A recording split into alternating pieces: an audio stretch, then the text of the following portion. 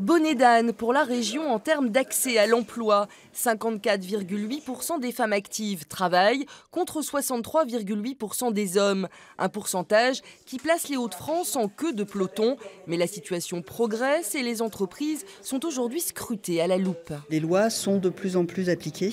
Il y a des sanctions pour les entreprises qui ne mettent pas en œuvre l'égalité professionnelle en leur sein. Néanmoins, la difficulté, c'est effectivement de pouvoir aller vérifier tout ce qui se fait et la manière dont cela se fait. Je crois que la sanction, c'est 1% de la masse salariale pour les entreprises, notamment de plus de 300 salariés.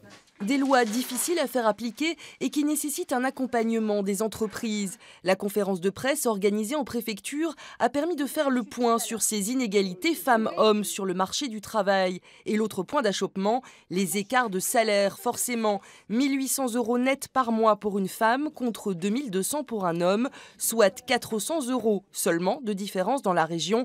Un des chiffres les plus bas de France, un chiffre à relativiser tout de même. Plus les emplois effectivement sont, on va dire, élevés, importants dans la hiérarchie, plus les écarts entre les salaires entre les hommes et les femmes sont élevés. Pour vous donner une statistique, là on parlait de 18% d'écart de salaire en moyenne dans la région, ça peut monter à plus de 30% lorsqu'on est cadre par exemple. Finalement, femmes et hommes sont égaux dans le chômage. Environ 15% des actifs et actives sont en recherche d'emploi, un équilibre dont on aurait peut-être pu se passer.